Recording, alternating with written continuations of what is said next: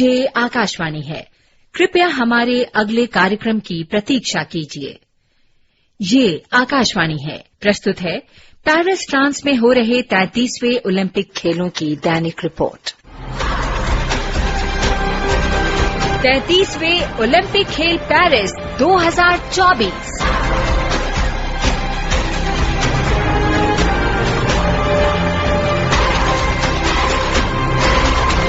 जैसे जैसे ओलंपिक खेलों के मुकाबलों में गर्मी बढ़ रही है, वैसे वैसे पेरिस का तापमान भी बढ़ता जा रहा है। अगर हम भारतीय यहाँ गर्मी महसूस कर रहे हैं, तो जरा सोचिए ठंडे देशों से आए खिलाड़ियों की मैदान में क्या हालत होती होगी। बहरहाल, बात अगर भारत के दृष्टिकोण से करें, तो कल यहाँ सबसे पहले मैदान में या फिर यूं कहें कि कोर्ट में उतरे भारतीय बैडमिंटन खिलाड़ी। आगे क्या हुआ, जानते हैं सावियो नरोना से। India's double Olympic medalists came into the Porte de la Chapelle badminton arena to a huge row from the cheering Indian fans. PV Sindhu did not disappoint them with a clinical display while beating Estonia's Christine Kuba 21-5 and 21-10 to sail into the round of 16. Sindhu happily spoke to Akashvani. There was rain in Paris this morning, but your performance was pure sunshine. Well, thank you so much, and of course, yeah, it was an important for me to obviously top the group and enter into the round 16. So yeah, I'm happy with my performance. At the same time, this gives me a lot of confidence to go forward to the upcoming rounds, and I hope I do well. Your Insta handle sweetly says "chasing dreams, one shuttle at a time." Yeah. Tell us a little bit more about that. Yeah, I think you always chase your dreams. I mean, you always have to chase your dreams, and yeah, I think it's just one shuttle at a time. Whenever I play on court or win that point or win that game, it just starts with one shuttle, 1 point at a time. So yeah, that's when I meant it that way. What have you to say to the Indian contingent, your colleagues? Manu Bhaker has given all of you such a push, but all the athletes, what can you say to them, and especially the women who you are always so supportive about? The Indian contingent is doing really well, and obviously some matches have already happened and some are going on and some are later.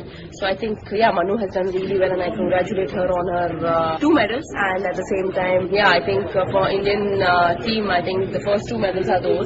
So I wish them all the very best, and people who have come fourth or who couldn't do well, I think it's just on that day, it might not be your day, but I think it's important that you give your 100% and you shouldn't regret it later. So I just want them to understand that keep trying hard, I'm sure they will get success. Thank you for joining us, and wish you all the very best, one step at a time. Thanks. There you go, PV Sindhu, India's badminton legend, multiple Olympian, double Olympic medalist, and she says that she has that Olympic dream. She's going to pursue it, and we all hope that she will come out with a gold medal on the podium at Paris 2024. Following her into the list of victorious shuttlers was Lakshya Sen, who booked a spot in the round of 16 after beating the reigning All-England champion Jonathan Christie. This morning, what were your thoughts, because you were facing Jonathan Christie, who's the All-England champion? Yes, I think I was prepared for a really tough match today, and happy with the way I played today. And I played in just a few months back, I think a lot of times, and it didn't go in my favor, but I think I was pumped up to take the revenge today. The first set was a good fight back from you. What were you thinking when he was also in the lead? Yes, I think I was just stuck in there and I was trying to fight every point, and even though I didn't get a good start, but I think I got the rhythm really quickly within like 8-10 points, and from there on it was just 1-1, 2-2 points each, and then happy with the way I played in the end to close out the game. And second game I was much more in control. You are carrying on the momentum which PV Sindhu and the doubles pair of Banki Reddy and Chirag Shetty have given the Indian badminton contingent. So what do you plan for that? I think now just rest well, get recovered and be ready for the round of 16. Double world champion and the reigning Olympic champion Denmark's Victor Axelsen was in action today. He was playing against Nat Nguyen of Ireland, and it was not so easy for him in the first set when Nat stretched him quite a bit. But finally it was Victor who sailed through 21-13, 21-10, and he's the man at these badminton championships who's really looking for the second gold in the Olympics. I'm very happy about the game. I think that in the start of the first game I was pushed a little bit, and I think that was very, very good moving forward. Going for gold like it's okay, and defending your gold here was different. I think I go a little bit more relaxed into this games, to be honest. I already have the gold, and now I have a chance of making it too. And I don't take this challenge lightly. I'm very, very fortunate and very happy to be in this situation. But now I have my full focus on the quarterfinals. Coming up today will be the men's and women's singles round of 16, the men's and women's doubles quarterfinals, and the mixed doubles semifinals. Savio de Noronha at the 33rd Olympiad in Paris.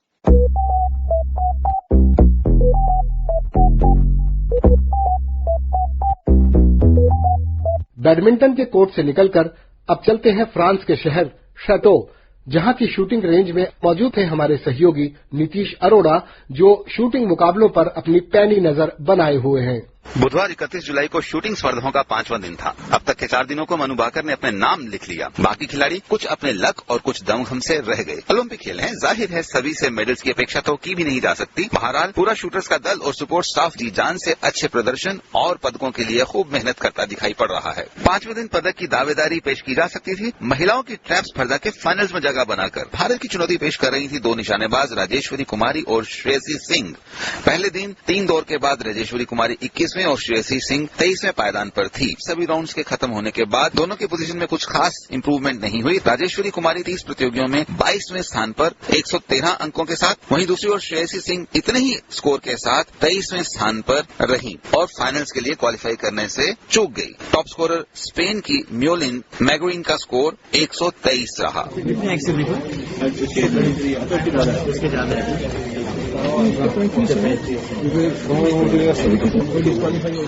यह दर्शक दीर्घा और भारतीय खेमे में हलचल की आवाज जब स्वप्निल कुशारे टॉप 8 में अपनी जगह कंफर्म कर चुके थे, लेकिन ऐश्वर्य प्रताप सिंह तोमर की एंट्री दूसरे शूटर्स के शॉट पे डिपेंड कर रही थी। मैं बात कर रहा हूं 50 मीटर राइफल 3 पोजीशंस की, जिसमें क्वालिफिकेशन राउंड में भारत का प्रतिनिधित्व कर रहे थे ऐश्वर्य प्रताप सिंह तोमर और स्वप्निल कोसाले। जहां ऐश्वर्य प्रताप सिंह तोमर अच्छा तो परफॉर्म किए, लेकिन फाइनल में एंट्री डिपेंड करती थी दूसरे शूटर्स पर आज वो उतने लकी नहीं रहे और 589 अंकों के साथ 11वें स्थान पर पिछड़ गए। शूटिंग के मुकाबले कितने कठिन होते हैं इसका अंदाज आप इस बात से ही लगा सकते हैं कि 589 स्कोर के ऊपर न सिर्फ वो थे, बल्कि 10 नंबर से लेकर 13 नंबर तक के सभी खिलाड़ियों का एग्रीगेट 589 ही था। उनसे सिर्फ 1 अंक अधिक यानी 590 अंकों के साथ स्वप्निल कोसाले फाइनल में पहुंचकर भारत के लिए पदक की दावेदारी पेश करेंगे।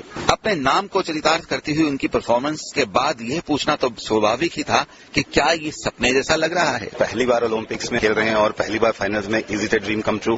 हाँ सर, अभी तो काफी बढ़िया चल रहा है और काफी करना भी बाकी है, तो उसके लिए प्रोग्रेस कर रहे हैं थोड़ा और ज्यादा। फाइनल में पहुंच के कैसा महसूस हो रहा है? एक स्टेज है अभी, तो बाकी स्टेज भी बाकी है, तो उस पर ध्यान देना ज्यादा मेरा फोकस है, तो उस पर ज्यादा ध्यान दूंगा अभी, बाकी सब साइड में करके। आगे का मुझे पता नहीं क्या होता है, सो जो भी नया डे होता है उसको मैं अच्छे तरीके से मान के चलता हूँ और उसको न्यू डे न्यू चैलेंजेस मान के चलता हूँ और सब शूट कर देता हूँ। आज 2 लोग थे खेल रहे, आपको मतलब you wanted to be 1-2 in the finals, both of them. कैसा लग रहा है ऐश्वर्या मिस आउट करके? पार्टनर है, रूममेट भी है, काफी टाइम से साथ में है, थोड़ा सा बुरा भी लगता है and he missed the 1 shot because of the final only, so let's see हम दोनों साथ में है तो will come back again. Just patiently calmly shoot करना है, इतना मेरा ध्यान था, वही मैं करता रह गया। Happy with the results? हाँ, मतलब काफी अभी तो प्रोसेस बाकी है, तो उस पर ध्यान दूंगा, अभी तो कुछ कह नहीं सकता। चलिए, ऑल द बेस्ट। वैसे अपने सुनने वालों को बता दें कि चीन के वाईक्यू ली का स्कोर 594, दूसरे स्थान पे नॉर्वे के जे हॉग का 593 और तीसरे स्थान पे यूक्रेन के एस कोलिस का स्कोर 592 है। उसके बाद चौथे से लेकर छठे स्थान तक स्कोर 591 95 टाइड थे और 7वें और 8वें स्थान पर 590 के अंकों पर। अंकों का लेखा जोखा इसलिए शेयर कर रहा हूं ताकि आप जान पाएं कि शूटिंग के मुकाबलों में फाइनल के लिए क्वालिफाई करना कितना मुश्किल होता है। टॉप के 10 शूटर कभी भी किसी दिन कोई भी उलटफेर कर सकते हैं, लेकिन भारत के स्वप्निल फाइनल में अपनी जगह बना पाए। 1 अगस्त को सबकी निगाहें इस फाइनल पर टिके रहेंगी। वहीं एक दूसरी प्रतियोगिता भी होगी, 50 metre rifle 3 position for women, उसके क्वालिफिकेशन राउंड, और भारत के 2 स्ट्रॉन्ग कंटेंडर सिफ्त कौर सामरा और अंजुम मौदगिल शौतौल शूटिंग सेंटर में अपनी चुनौती पेश करेंगी। दोनों के दोनों या कम से कम एक खिलाड़ी तो जरूर फाइनल्स में अपनी जगह बना पाएगा। शौतौल शूटिंग सेंटर से आकाशवाणी के लिए मैं नीतीश अरोड़ा।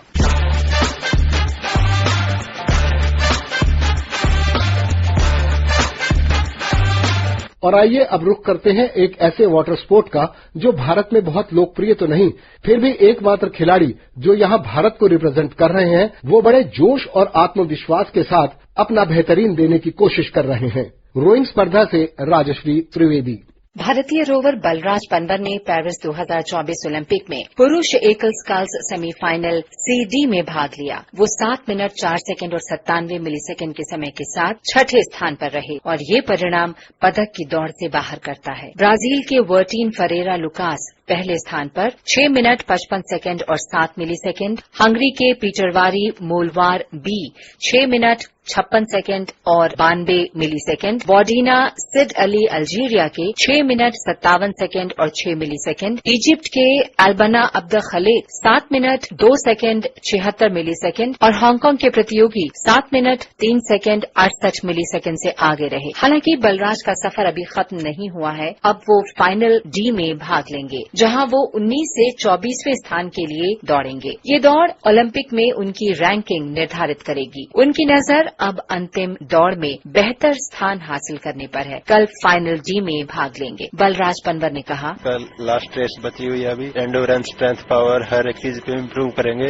आने वाले जो बड़े बड़े कंपटीशन है, एशियन गेम्स और ओलंपिक्स नेक्स्ट, उसमें अच्छा प्रदर्शन करेंगे। सबसे पहले तो हमें अपनी टेक्निक पे और काम करना पड़ेगा। स्ट्रेंथ, एंडोरेंस, पावर पे काम करना पड़ेगा। इतनी उम्मीद थी मेरे को, न तो नहीं हुआ, लेकिन लगभग 20 साल की एज में तो मेरे को रोइंग के बारे में पता भी नहीं था। के बाद मेरे को 3 साल ही हुए हैं अभी प्रैक्टिस करते करते। बलराज पनवर के कोच बजरंग लाल टाखर। और अभी ये रैंकिंग रेस होगी, जैसे टाइमिंग आया इसने परफॉर्म किया है, लेकिन इसका जो रोइंग फ्यूचर है वो बहुत ही कम हुआ है। अभी इसको 3 साल हुए हैं। अभी धीरे धीरे, क्योंकि सबसे कम उम्र का लड़का यहाँ पर परफॉर्म कर रहा है, तो मैं आने वाले ओलंपिक्स में अच्छा करेगा, अपने टाइमिंग में भी सुधार करेगा। उसके ऊपर हम फोकस रखेंगे, जैसे इसका ट्रेनिंग है, उसकी टेक्निक है, उसका इंड्योरेंस है, स्पीड है, स्ट्रेंथ है। बढ़ाने के लिए अभी 3 साल हुए हैं। 3 साल में इसको टॉप नहीं कर सकते, उसके लिए एक्सपीरियंस आने के लिए टाइम लगता है।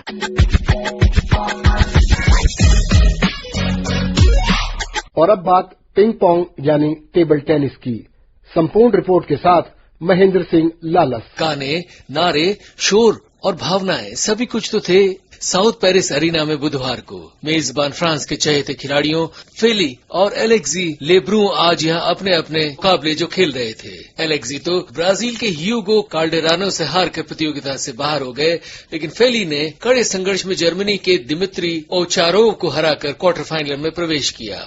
उधर छठा ओलंपिक खेल रही लग्जमबर्ग की नी जियालियान वर्ल्ड नंबर 1 सुन युंगशा से अपना मुकाबला जरूर हार गईं, लेकिन नी के जज्बे और समर्पण के सामने सभी नतमस्तक थे। Yes, such great moment. I appreciate very much. Wonderful, wonderful. I love it. I enjoy it. I appreciate very much. And limit, it's a pity, life chance.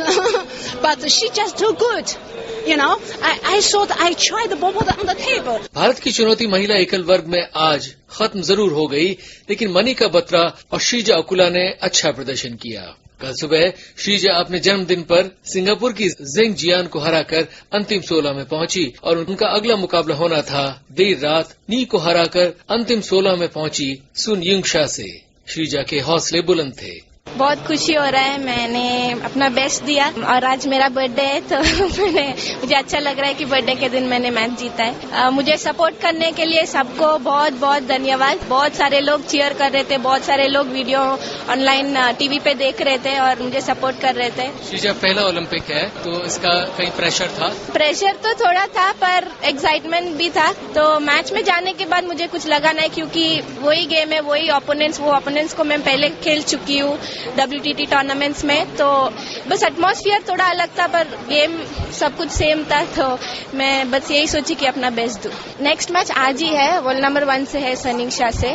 बहुत टफ होने वाला है पर मैं बस अपना बेस्ट दूंगी, यही मेरा हाथ में है कि मैं अपना बेस्ट दूं, तो मैं वही करूंगी। कितना दबाव है नंबर 1 से खेलने का?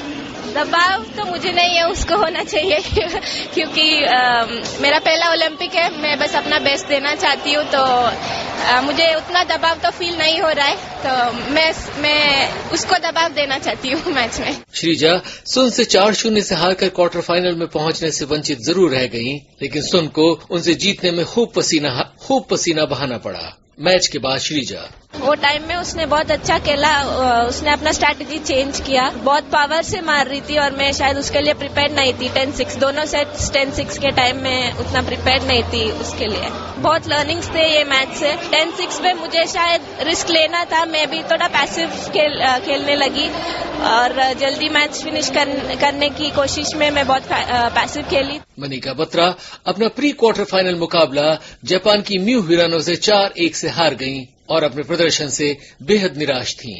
Yeah, I gave my best, but yeah, I think this was not my best game. I think she played really good, clever, and like I said, I was there to give my best. I gave my best, but I could have done more, but yeah, it's okay. It's part of sports, so. Akashvani के लिए मैं Mahendra Singh Lalas. Table tennis के बाद अब बात boxing की, जहां भारत की महिला और पुरुष दोनों बॉक्सर्स ने अपने अपने पंच लगाए। आइए चलें राकेश जैन के पास।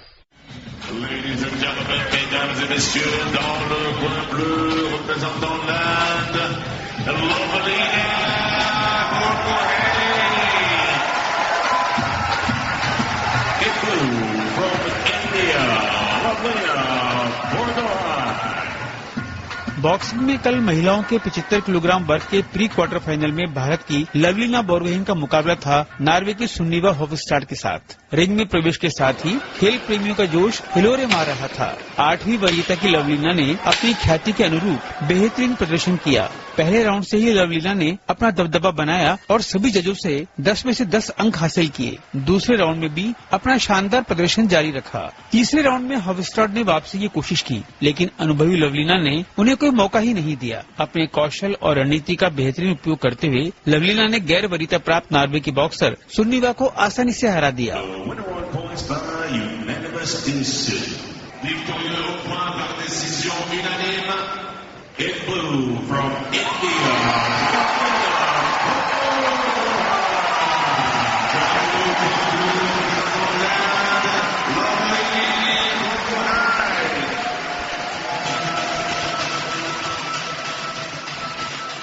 हार के बाद भी सुन्निवा ने लवलीना की खूब तारीफ की। Yeah, it was a tough bout. She's a tough girl, and she boxed not exactly as I thought she would. So she's a dynamic boxer, but now I know her a little better. So maybe I'll do a better performance next time. If you come out of balance, it's hard to bring yourself back, so you'd rather just fall on the floor. But she was really, it was sportsmanship. She helped me up, and we both smiled and laughed. So that happens in a bout. Yeah. अब लवलीना बोरगोहेन का सामना रविवार 4 अगस्त को चीन की 2 बार की Olympic पदक विजेता और एशियाई खेलों की स्वर्ण पदक विजेता ली चियान से होगा। ये बाउट पदक की दौड़ में प्रवेश के लिए निर्णायक है। कल की दूसरी बाउट में पुरुषों के 71 किलोग्राम वर्ग के प्रारंभिक दौर में भारत के निशान देव का मुकाबला इक्वाडोर के हुसे गैब्रियल टेनारियो से था। हुसे गैब्रियल पैन अमेरिकन और साउथ अमेरिकन खेलों में पदक विजेता रहे हैं, जबकि निशान देव 2 बार के भारतीय चैंपियन हैं। पहले और दूसरे राउंड में निशान देव को 4 निर्णायकों ने पूरे अंक दिए, लेकिन तीसरे राउंड में हुसे गैब्रियल ने जबरदस्त प्रदर्शन किया और बाजी को पलटने का प्रयास किया। लेकिन निशान देव की पहले 2 राउंड की बढ़त के कारण इक्वाडोर का खिलाड़ी कुछ ज्यादा नहीं कर पाया और परिणाम भारत के पक्ष में रहा।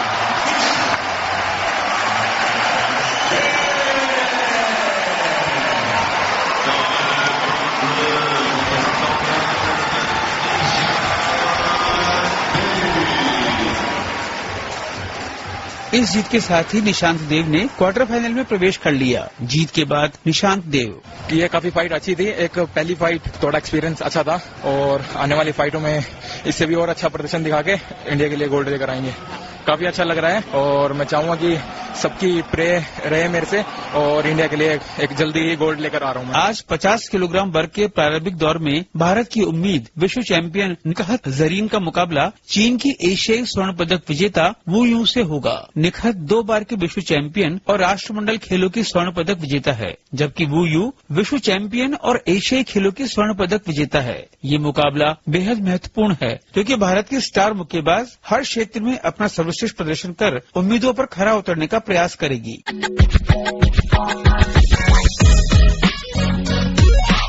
घुड़सवारी का खेल ओलंपिक की स्पर्धाओं में शामिल होने वाले सबसे पुराने खेलों में से एक है। सन 1900 में इसको ओलंपिक में शामिल किया गया था। उसके बाद आने वाले 2 ओलंपिक्स में इसकी स्पर्धाएं आयोजित नहीं हुई और 1912 में इसकी वापसी हुई। पेरिस 2024 में घुड़सवारी की प्रतियोगिताओं में भारत की स्थिति जानने के लिए आइए चलते हैं शिबू जॉर्ज के पास। पेरिस 2024 के तहत घुड़सवारी प्रतियोगिताओं का आयोजन शतो द वेक्साया में किया जा रहा है और करीब 200 घुड़सवार इंडिविजुअल और टीम वर्ग में ड्रेसाज, इवेंटिंग और जंपिंग प्रतियोगिताओं में भाग ले रहे हैं। ओलंपिक में पहली बार इक्वेस्ट्रियन में भारत की ओर से भाग लिया अनुष अग्रवाल ने। इवेंट था इंडिविजुअल ड्रेसाज। एशियाई खेलों के स्वर्ण पदक विजेता अनुष ग्रुप ई में 9वें स्थान पर रहे। यहाँ गौरतलब है कि ग्रुप में पहले 2 स्थान पर रहने वाले और फिर उसके बाद बेस्ट 10 घुड़सवार फाइनल्स के लिए क्वालिफाई होते हैं। अनुष ने आकाशवाणी से बात करते हुए ओलंपिक्स के लिए क्वालिफाई करने और इस प्रतियोगिता में भाग लेने पर अपनी खुशी जाहिर की। The competition was amazing. I'm very, very proud of my horse. He just did an amazing job. You know, this is the first time India has qualified for Olympics in the sport of dressage, so the moment could get any bigger. And to do it all at such an iconic location, I think, it cannot be put into words. Asian Games में भी आप लोगों ने स्वर्ण पदक जीता था. That was also historical, isn't it? More records, getting better every day. That's always the goal. This is surely not the end. There's still a lot to come. It's just the beginning. We only started really getting there last year with the Asian Games, with now the Olympics. So I'm pretty sure there are a few more Asian Games, Olympics in me. Olympics में कोटा तो आपको मिल गया था. उसके बाद qualify करने में थोड़ी सी मेहनत आपको करनी पड़ी थी. What are you thinking during that time? Obviously, there's a lot of effort that goes into it. It's the Olympic Games at the end of the day, and it's not only that I had to work hard during the qualification. I had to work hard 7 years to make me good enough to qualify. That's what matters. Not working in these 2 weeks or 3 weeks or 4 weeks, even 2 months. You have to work 7 years, day in, day out, and that's what makes the difference in the end. And I was confident about myself. I knew I had put in all my efforts. I knew I had done everything, and by the grace of God, here we are. Tell me something about your partner, your horse. He's just amazing. We've been together for 5 years, and he's my absolute heart horse. He's helped me make history not once but twice. We were the first Indians to qualify for World Championships 2 years ago in Denmark, and now the Olympic Games. It's been a dream run, and I couldn't be prouder of him.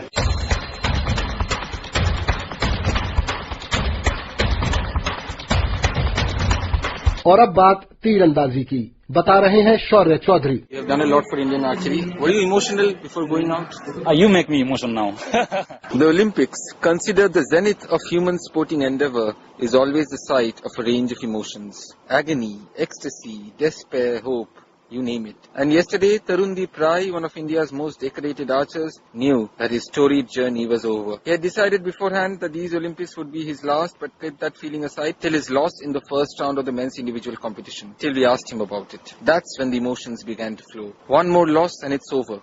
He knew it throughout Paris 2024. Yesterday was no different. The Padma Shri turned out for the very last time for his nation at the historic Invalides complex in Paris. As the site of your last archery match, not many can beat it. But Tarundeep, a medalist at World Cups, World Championships and the Asian Games, would not have wanted to go out this way, losing 6-4 to Tom Hall in the very first round of the men's individual event. Tarun was tied at 1-1 and 3-3 and only hit 1-8 with his very first shot. The rest were all 9s and 10s in this match. It still wasn't enough. Was it an upset? We cannot really tell for sure in this very cruel, very closely contested sport, especially at the Olympics, where any of the top 64 archers can beat anyone else. The British Hall was seeded 51 in ranking. The Indian had his chances to win this, but again, the finest of margins led to his defeat and the end of his career. Just like that. These are the stakes after all. Tarundeep continues. Yes, obviously, this was my last match of my life, so it's okay, played well. जैसे plan किया था, I have played like that only, and I am a little upset that I could not able to win medals for the country, but it's okay, it happens, it's a life. That will be my, greatest next things for me. If will be the coach, and my guys will win the matches for the country. When Tarundeep Rai turned out for his match, the clouds had gathered on the horizon. There was rain in the air. A while later, the day's play was postponed as the evening set in. But in the afternoon, the stifling heat was almost proving unbearable. The rising humidity levels also caused discomfort to the milling tourists, attracted like pins to a magnet to the many iconic monuments in the city, as well as to the many attendees at the Envoiled. This did not deter their spirits though, as Indian ace Deepika Kumari stepped out onto the centre to play her first round match in the individual event. Deepika, a Padma Shri and a multiple medal winning archer just like Tarundeep, seemed a bit nervy and erratic despite taking the first set against the Estonian Riina Parnat. Deepika is ranked 12th in the world, much higher than her opponent, but all that does not matter at the Olympics. And after she hit a 7 in the fourth and lost it to go down 5-3, she was on the brink of a shock exit. But she came back to take the last set in brilliant fashion, hitting a perfect score across 3 arrows. But the job was only half done. The shoot-off awaited with the scores tied at 5 each. Deepika shot first, hit only an 8. Surely the Estonian, who had done remarkably well till then, managed at least a 9 and knock out the celebrated Indian archer. She also hit an 8, nerves of the wind getting to her too. And guess what? Deepika had hit closer to the centre to win and survive a mighty scare. The archer told us that despite all these years of playing at the elite level, she still gets nervous during her first match and picks up the pace in the next. पहला match में थोड़ा डर होता है, but second match में थोड़ा easy होता है. जैसे कि आप नेक्स्ट दूसरा दिन होगा, दूसरा दिन भी पहला मैच होगा तो वो थोड़ा डर लगेगा ही लगेगा. उसको एक्सेप्ट करके अपने फॉर्म पे ध्यान दें. That's what transpired as she began shooting more confidently in a round of 32 match, hitting mostly 10s and 9s. There was an odd 7 in the third set, but her opponent Dutch Quinty Roffen had missed the target entirely with her first shot in that set, and Deepika was assured of winning it. Deepika hit a 10 and 2 9s in the last set to emerge victorious in stylish fashion and win 6-2. So 2 women archers, Bhajan Kaur and Deepika Kumari, are still alive in the competition and are part of the last 16. Deepika Kumari. कोशिश करूंगी कि और भी अच्छा perform करूं. Yes, अच्छा कर रहे हैं इंडिविजुअल and I hope कि हम लास्ट तक फिनिश कर पाए. Coach Purnima Mahato of the women's team was a happy lady. अच्छा है और बहुत बेटर है. मतलब ये टीम में तो टाइम कम रहता है. आप देखते हैं एक जन आ रहा जा रहा तो वो एक सीक्वेंस बने रहता है ना, और इंडिविजुअल में आपको खड़े रहते तो इंडिविजुअल हमारी बच्ची हैं बहुत कॉन्फिडेंट है, आगे अच्छा करेगी. भजन भी और दीपिका भी. जब वो 8 मारी थी शूट ऑफ में, आपका होप था बच्चे? भगवान पे होप था. Praveen Jadhav will have his go at the individual rounds today. The women will be back in action on the 3rd of August. This is Shaurya Chaudhary reporting for Akashvani from Paris. पदक तालिका में चीन 9 स्वर्ण, 7 रजत और 3 कांस्य पदकों के साथ पहले स्थान पर पहुंच गया है. मेजबान फ्रांस 8 स्वर्ण, 10 रजत और 8 कांस्य पदक सहित कुल 26 पदकों के साथ दूसरे स्थान पर है. जापान अब तीसरे स्थान पर खिसक गया है. जापान के कुल 15 पदक हैं, जिसमें 8 स्वर्ण, 3 रजत और 4 कांस्य पदक शामिल हैं. ऑस्ट्रेलिया चौथे और ग्रेट ब्रिटेन 5वें स्थान पर है. अमेरिका के अब भी सबसे ज्यादा कुल 30 पदक हैं, लेकिन सिर्फ 5 स्वर्ण पदक होने के कारण अमेरिका 7वें स्थान पर है. भारत के अब भी 2 कांस्य पदक है और भारत पदक तालिका में 39वें स्थान पर है. आज जो भारतीय एथलीट 20 किलोमीटर रेस वॉक स्पर्धा में अपनी चुनौती पेश करने उतरेंगे वो हैं परमजीत सिंह बिष्ट, आकाशदीप सिंह और विकास सिंह. इसके अलावा इसी इवेंट के महिला वर्ग में प्रियंका भी मैदान में होंगी. तीरंदाजी के पुरुष एकल वर्ग में प्रवीण जाधव चीन के काओ वेनचाओ के सामने होंगे, तो हॉकी में अपने पूल बी के मुकाबले में भारतीय टीम बेल्जियम से भिड़ेगी. वहीं शूटिंग में 50 मीटर राइफल 3 पोजीशन के महिला वर्ग में सिफत कौर सामरा और अंजुम मौदगिल अपनी किस्मत आजमाने उतरेंगी. सेलिंग में आज भारत के विष्णु सर्वनन और महिला वर्ग में नेत्रा कुमानन अपनी अपनी नैया खेते नजर आएंगे. उधर बॉक्सिंग के रिंग में 50 किलोग्राम वर्ग के प्री क्वार्टर फाइनल में निकत जरीन का मुकाबला चीन की वू यू से होगा. बैडमिंटन के कोर्ट पर पुरुष और महिला एकल तथा पुरुष युगल के नॉकआउट मुकाबले भी खेले जाएंगे. वहीं गोल्फ कोर्स पर एक्शन में होंगे गगनजीत भुल्लर और शुभांकर शर्मा.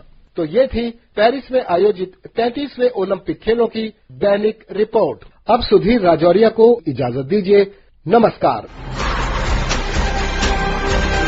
33वें ओलंपिक खेल पेरिस 2024.